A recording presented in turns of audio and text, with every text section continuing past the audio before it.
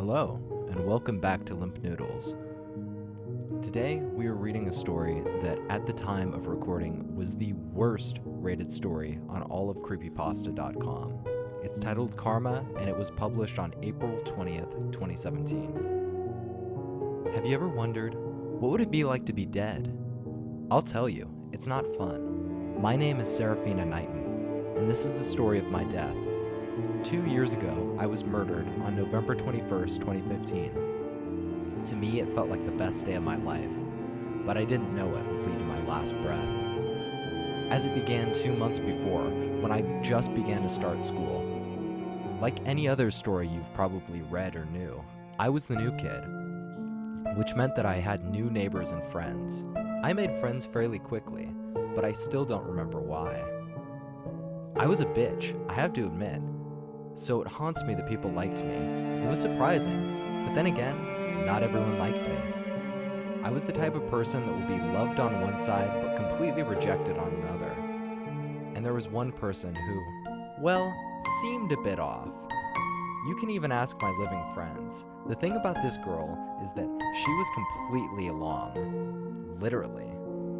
No one talked to her, so she talked to no one, which sort of confused me.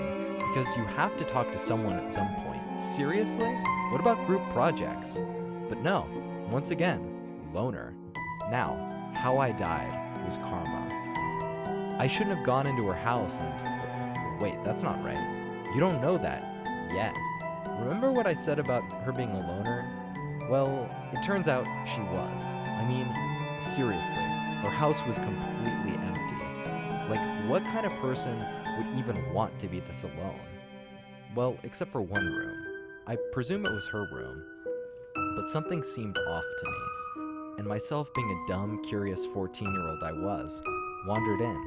And what I saw was horrific.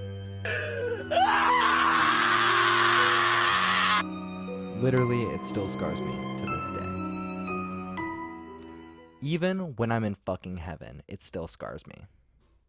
It was so bad that she had to kill me because I saw this slaughterhouse. I had so many emotions about that. It was like I just paused in life because of the things I saw there. The bodies that were piled upon bodies upon bodies. It was like a sanctuary for dead people. A holding house for the deceased, and too many things to point to indicate their death. Okay, breaking the third wall. Question for you. Imagine that you're walking home from school. Don't want to do your homework because you're a lazy fat ass, and you come across a creepy house that you think belongs to the loner at school. Would you, A, go explore the house, and most likely be faced with the burden of death, or B, run the fuck away from the place and shit your pants? I, for one, thought option A was better. The last thing I think I should point out to you is how I died, and the way they did. After I went in the room to be an idiot and see what they look like, I saw how she killed people. But wait for it. It was not pretty.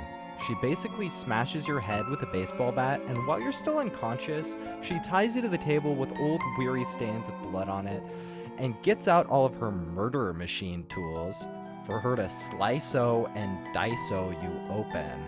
And then she does it so slowly to make you suffer. And once you're long gone, she removes all the bones from your body and weaves them together to make a quilt. A, period, all capital letters, quilt. What I thought was most interesting is that she didn't do any of that. More like, she was the victim, and the real murderer was me. Well, I guess that's karma. Like my therapist would say, there is a whole lot to unpack here. Most of it not good. If you liked this video, please hit the like button. And if you did not like this video, you have two options. You could either leave a snarky comment indicating why you didn't like it, or you could like it and add it to your favorites list because, let's face it, you're probably a masochist.